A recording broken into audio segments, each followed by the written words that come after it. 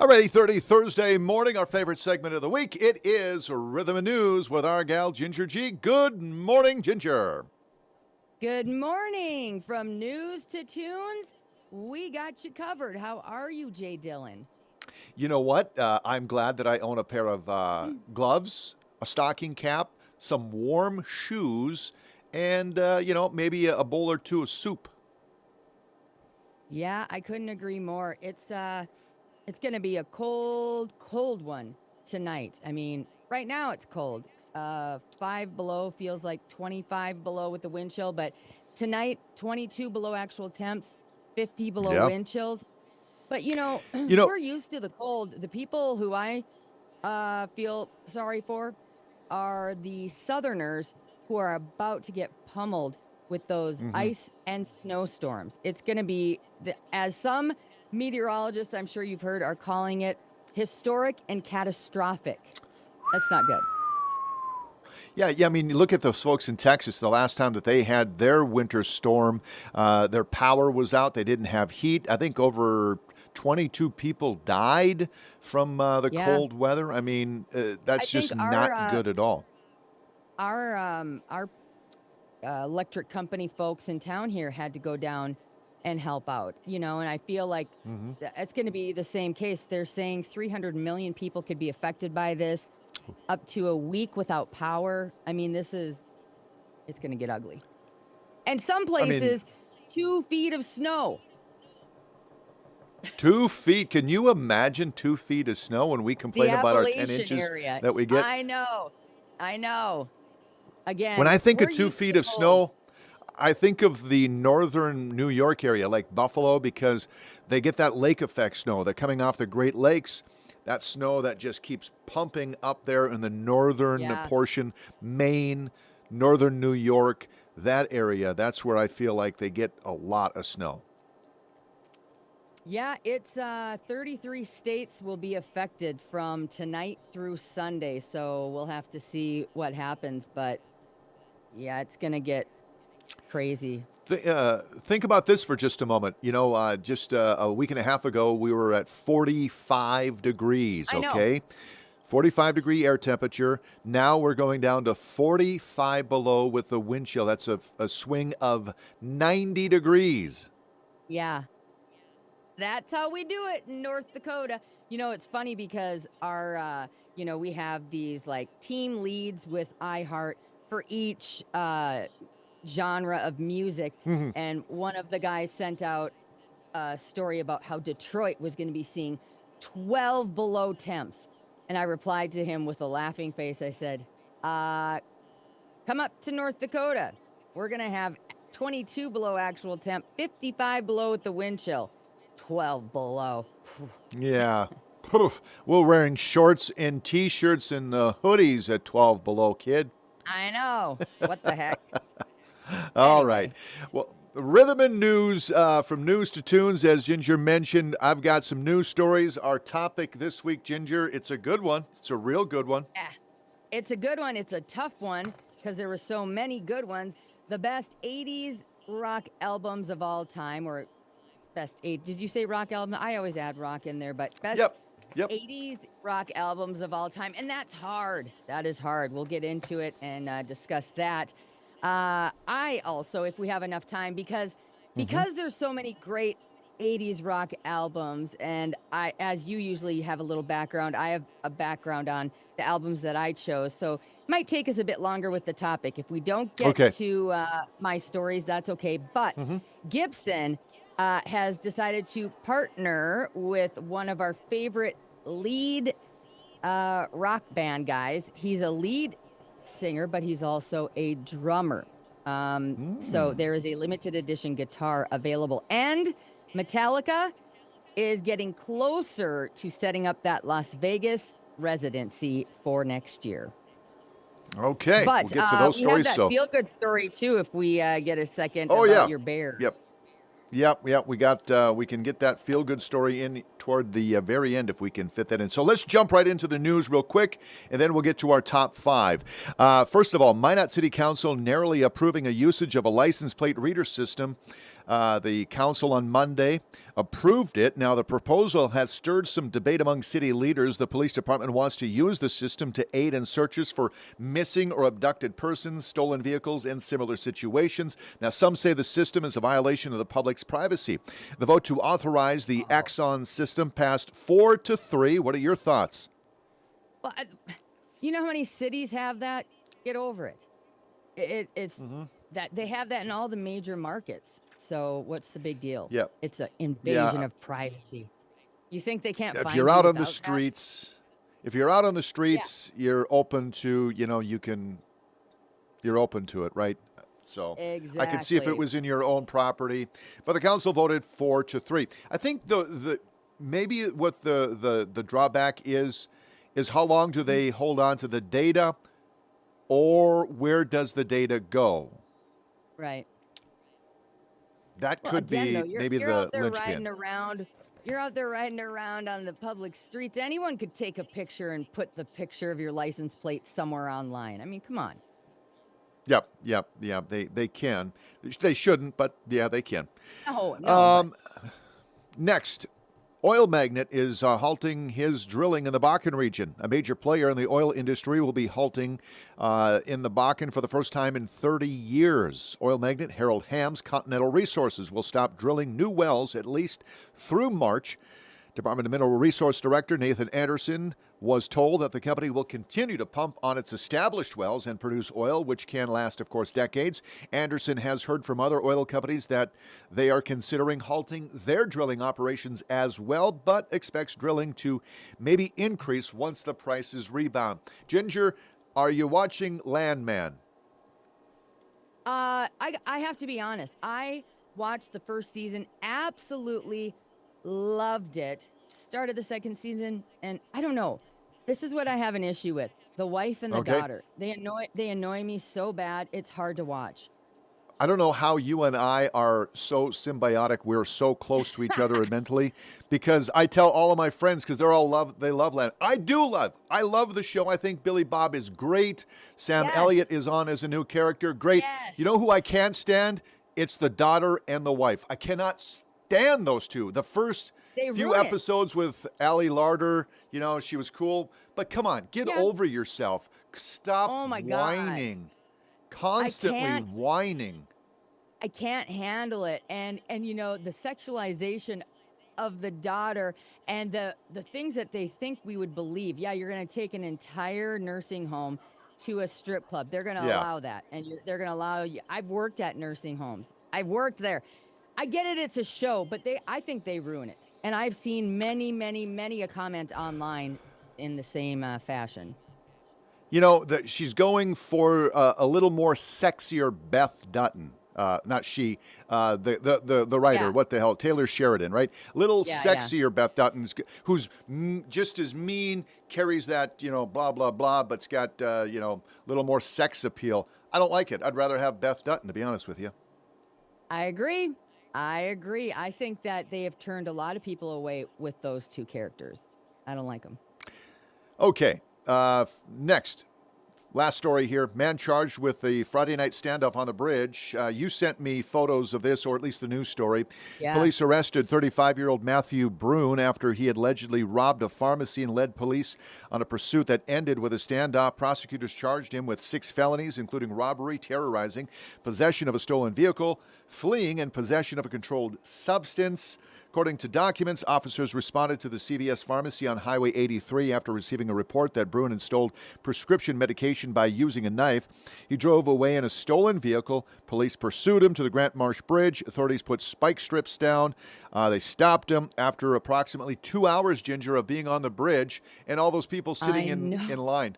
Can you imagine? I know, and folks were saying that he was ramming into, they had him surrounded. He was ramming into the officer's vehicle. That just shows you right there how sad. I mean, it shows you how far addiction will take you. It does. Yep. Yep. It's sad. Well, I'm glad. Again, after 2 hours, West Dakota SWAT deployed a chemical irritant that forced Brune to leave the vehicle, putting an end to the standoff. And thankfully, all's ended well. Nobody died, I guess, is what I'm trying to say. Gets the help that he needs. I know that he broke laws, and he could have really hurt people. But yeah, Okay, let's jump right into it. As you mentioned, you've got a lot to get to. This is I don't want to say controversial, but some people are going to say, oh my God, why would you put that album on the top? This is a top 5 1980s rock albums. it's So there hard. are people that are, listening and watching right now thinking, oh, how did you not have this album on there? Well, it's because it's my It's our list and not personal yours. choice. Yeah, it's Exactly. our personal choice. It's not what we think Yeah, it should be the top. It's what our favorite albums are of all time. exactly. That's right. Okay, no. Okay, You started last you time. I will started. start Nope. this time. No, you Oh, started last week. okay, very good, very good. Go ahead. The best 80s rock albums of all time, coming in my 5th spot, is Motley Hmm. Crue, Shout at the Shout. Devil from 1983. It was the group's second album, and the band, by the way, as you know, used a pentagram on their album cover, which heightened the 80s satanic panic. Hmm. And yeah, it had people kind of turning their nose up at Motley Crue. But yeah, Looks That Kill, Too Young to Fall in Love, 1983. That's a great album. It is a great album. It's that was, I think, the first album that I got from the band, and then I went back and Yep. got their first one, and then of course going forward we had "Smoking in the Boys' Room," "Theater of Pain." That was the third album I got of them, and then we wrapped Yes. up the '80s in 1989 with, of Dr. course, Dr. Feelgood. Feelgood. That was it for me. After that, I was done Yeah, with Motley Crue. I know. Yeah. Well, what do we don't need more. We have those great We, albums from we them. got those great albums. You're right. They are great, by the way. They're fantastic. My number 5, Ginger, is it's Bob Seger, "Against the Wind." It's his Yes. 11th studio album, third in which he credits the Silver Bullet Band. Like many of his albums, about half of the songs feature the Muscle Shoals rhythm section as backing musicians. It was released in February of 1980. It was Seger's only number 1 album, spending 6 weeks at the top of the Wow. Billboard charts. And can you guess what album it knocked out from the top spot? Take a wild guess. What year? 1980, February of 1980. What album it knocked out? I don't remember the year. Would it have been a Michael Jackson album? No, it's a good guess, though. Off the Wall would have been 79, 80, though. Yeah, you're pretty close. You're probably never going to get it, but I'm going to throw this at you, and it's going to surprise you. It's going to blow your mind. Bob Okay. Seger's "Against the Wind" knocked out Pink Floyd's "The Wall" from the top spot. Wow. Yeah, wow. Fantastic. All right, number 4 for you. Number 4. Poison, Look What the Cat Dragged In. All of these on my list were extremely influential in my Hmm. life. 1986. By the way, here's the songs that were amazing. Cry Tough, Talk Dirty to Me, I Want Action, I Won't Forget You. And by the way, the album didn't I start won't out as forget smash. you, baby. Yeah. Cry Tough, the lead single, which is about making your dreams come true, actually didn't. It failed to chart in the US and then was 9 months before the album truly found its audience when Talk Dirty to Me was released as a single in 87 and caught fire due to their eye-catching video on MTV. Hmm. So, as we know, growing up in 1986, there were cassette tapes, Yep. and my father and I, well, he had a 1975 Chevy Square Body pickup truck, and I would borrow it every once in a while because I was 15 years old at the time. I just got my license, and that was what I got to drive. And he would point to that album, because if you remember, Yeah. it's 4 pictures in a box of Yep. the 4 Oh, guys in yeah. their little heavy Of makeup course. and their teased hair. He'd say, "Hey, do you want to listen to your girlfriends sing their songs?" You're like, Because sure, let's I be will. honest, Let's Oh be yeah. honest, they do look like Come girls. on, that album though. CC, pick up that guitar and talk to me. Come Talk to on. me. Yep. Yeah, no, it's a great album. I do really like it. Number 4 for me from 1982, it's Bruce Springsteen's Nebraska. Bruce originally meant for these stark, desolate songs to serve as demos for the E Street Band, but their themes, mostly death, despair, and lots of it, worked better as a stripped-down acoustic number. And I can't imagine it any other way. It's an album that I put in my cassette tape for a year, and I didn't listen to anything else. Yeah, see, I was never a big Bruce Springsteen fan. Mm-hmm. But I guess it's what you're exposed to. You know what I mean? I don't know. Sure. I I think what I liked about it, and you don't even have to be. I mean, so the delivery of these songs acoustically, just him by himself, and there's a movie now out that he records these in his yes. bedroom with a 4-track recorder. It's the words, Ginger. It's the Yeah. lyrics of these songs. They're so dark. Where he sings about Charles Starkweather taking a 14-year-old girl going down the interstate killing people. You know, the Starkweather homicides. That's where Nebraska comes from. I saw her Well, standing on her front lawn, just a well, twirling. one of my favorite YouTube videos of all time is the performance of Bruce Springsteen and Tom Morello doing voice of or Ghost of Ghost of Tom Ghost Joad. of Tom Joad. Yep. Yeah. I mean, that's a great song as well. Okay, number 3. Number 3 on my list is Def Leppard's Hysteria from 1987. Animal, Pour Some Sugar on Me, Armageddon It, Love Bites. Now, while many think of Hysteria as one of the biggest rock albums of the 80s, it didn't start out that way. It was delayed when drummer Rick Allen lost his left arm in an Of course. auto accident in 1984. But it was their third single that finally catapulted the album to new heights. It was a last-minute addition. Pour Some Sugar on Me became an MTV and radio hit, and the album has since gone on to achieve diamond certified status, currently over 12 million sold in the U.S., and its success helped to secure the band's place in the Rock and Roll Hall of Fame. See, I have Def Leppard on my honorable mention, but not that album. Yeah. All right, These are number. all, these are all, albums that influenced us as kids growing Sure. up, Absolutely, for sure. Number 3 on my list is from 1985. It's Mark Knopfler's polished and fine-tuned piece of just art, Brothers in Arms. I mean, this thing sounded perfect together. It's track to track to track to track. Money for Nothing. You're so far away from Oh, me. yes. Walk of Life.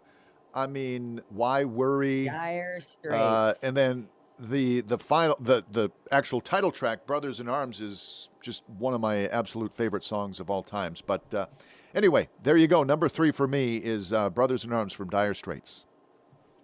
Number 2 for me is Bon Jovi's Slippery When Wet, released in 1986. And it feels surprising now, but Bon Jovi had actually been struggling a bit early on in their career. But then came the album that changed everything. Bon Jovi dominated the MTV airwaves with the lead single, You Give Love a Bad Name. The song shot to number 1 on the radio, and the group made the jump from openers to one of the hottest headliners of 1987. Seminal You album. Give Love Huge, a Bad Name, huge Living on a name. Prayer, Wanted Dead or Alive, Never Say Goodbye. I mean, that album from front to back and side to side is epic. Yeah, it really is. I mean, those are really big albums, and I get where you're going. It's all. Let's see. That was my got love, one. 80s hair bands. Yep, absolutely. Number 2, then this band fits right in with what you're talking about because their debut in 1987. I mean, they busted out of Los Angeles like they had something to prove before Nirvana got around to killing hair metal for once and for all. Guns N' Roses was your first blow on this still powerful debut of Assault Riffs and Hooks and Attitude. Welcome to the Jungle. You know, Mr. Brownstone. I mean, you name it. Paradise The song. City, Sweet Child of Mine. It's from cover to cover, right? This album is Appetite for Destruction, number 2 on my best of the 1980s rock albums. Which is my number 1 on my Okay. best of the 80s. And again, the album struggled out of the gate. It wasn't until MTV took a chance on Welcome to the Jungle in the fall of 1987 that finally allowed the band to get their footing, and is one of the biggest selling debut albums of all time and one of the most influential records of the 1980s. I mean, without a doubt. It really is. And Again, we go back to saying MTV. Look at what MTV did for so many artists, and it's so sad that basically they turned the lights off. MTV is done, except for the one channel that they still have on that only plays reality TV shows. But their music video extension channels of MTV are done, shut down. Sad. 'Cause Now, that's there- what you and there- I found our music from. Yeah, for sure. Now, there still is a channel, right, that is playing old videos and stuff, right? So they have the original MTV channel, but basically it plays mostly reality shows. Every once in Right, a while, I think overnight there's some videos, but There is, and I deleted the photo. Yeah, unfortunately. So there is a channel, Ginger, that is currently playing, and I won't be able to find it because I don't know how to work my phone. Yeah, I don't know how to work my That's phone. okay. I got to go to. But there is a channel.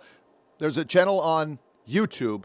It's like MTV Rewind that is playing. It's got Oh. 10,000 videos of all of the first 5, 6, 7, 8, 10 years, whatever it is, of MTV. And it has some of the older commercials as well, the original commercials Really? that played. I love it. And so you can put it on like you do for Spotify, and it just plays in your background, right? Of old videos of the first Wow. 5 or 6 years. Some of the Do you know videos what the weren't very very good, last but what the very last video is that they played before they turned it's the got to lights be the off? it's got to be the Buggles. Yep, it Got to was. be. Yeah. All right. My Your number number one. one. My number one is from 1980. We go back to 1980 once again. It is Back in Black. AC/DC's powerhouse tribute to their late singer Bon Scott doubles as the declaration of purpose. With new singer Brian Johnson leading the charge, the group delivered their best album and suddenly found themselves as one of the planet's biggest bands. I mean, That's I on say- my honorable mentions for sure. yeah, it's got to be, right? It's got to be. Of course, people let's will get say, "What, you didn't mention blah blah blah." I just have to say, yes, Metallica, Master of Puppets, Rat, Out of the Cellar, Scorpions, Twisted Sister, all of them. Yeah, there's so many. It's hard to pick your top 5. We know it was an amazing decade of music. Yes, it was. Do you want to give your honorable mentions? Those were some of mine. Okay, mine, Def Leppard, Pyromania, Metallica, and Justice for All. I'm more of an And Justice for All guy Okay. than anything. Van Halen's 1984. It was hard for me not to put Yes. that album on because I'm such a big Eddie fan. Foreigner Yeah. 4. I love that Foreigner 4 album so much. And then Yep. Whitesnakes. Any album from Whitesnake. So many. So Yep. many. I have to make a quick mention. Speaking of the 1980s, and again, I don't know if you'll be able to hear this.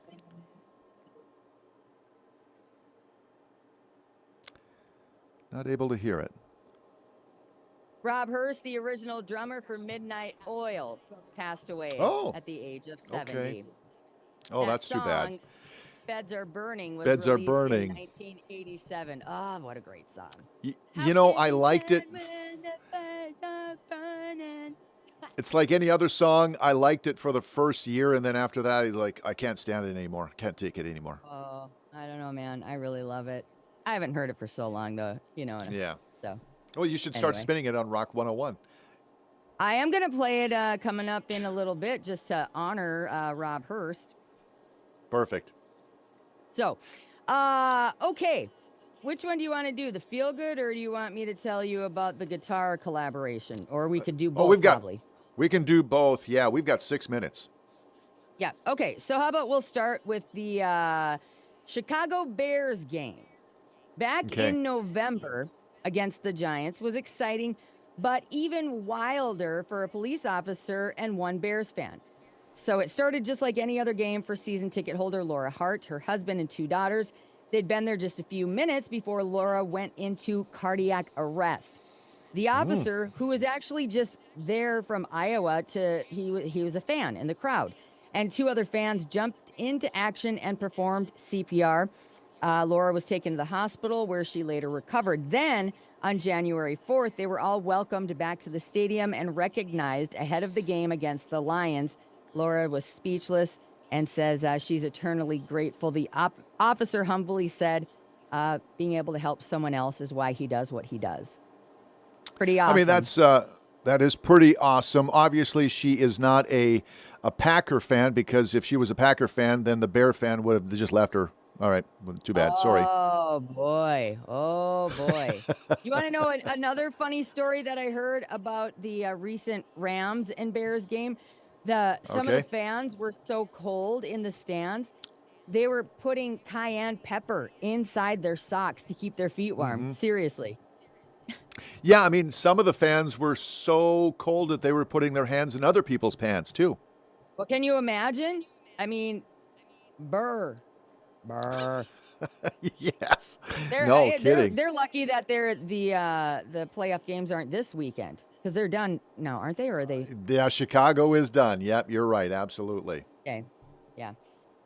So Gibson Custom has collaborated with Dave Grohl to release a limited run of 50 Alpine White DG 335 guitars, each hand signed by the rock legend. Guess how much they are going for? I'm going to say 15 grand. Not that much. $11,999, so $12,000. These guitars capture the exact look and tone Grohl has used with Foo Fighters since 2021. This DG 335 features a semi-hollow body, mahogany neck, and custom bucker pickups. What's that? Humbucker. Custom bucker. Humbucker. Pickups. I don't know what that means. Yeah, they're just they're the little square. They're square instead of having like a lipstick pickup, or the things that your strings are going over top of that pick up the sound that it sends to your cabinet, your amp. Okay, got it. So that will or is available if you want to drop a cool $12,000.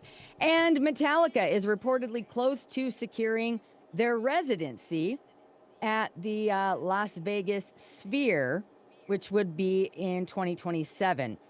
The band members have met with venue executives and technical teams to plan a show in principle, generating excitement on the Vegas Strip.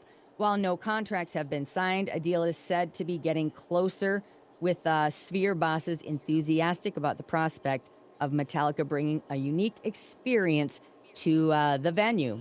And yeah, of course it would. How cool would that be? Right now, Def Leppard has a residency there.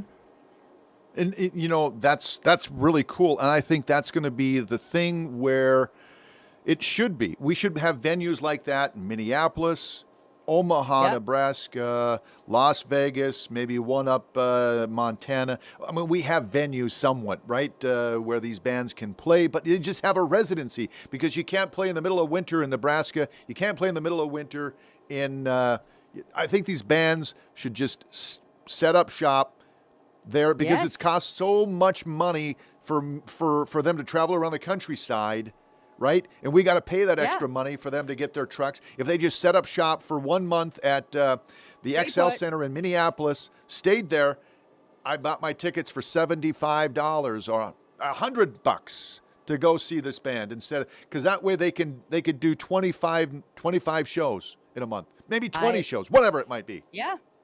I think that's a great idea.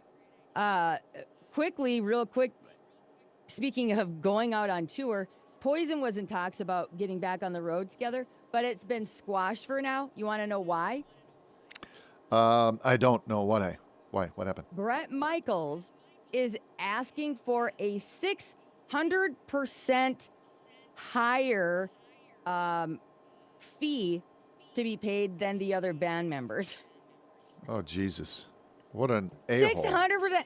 I know. I'm like, get over yourself, Brett. Get over yourself. You're not the only member of Poison. You know, people love CC. People love the other guys. Get it Yeah. together, man. Knock it off. Hair Quit it. transplant.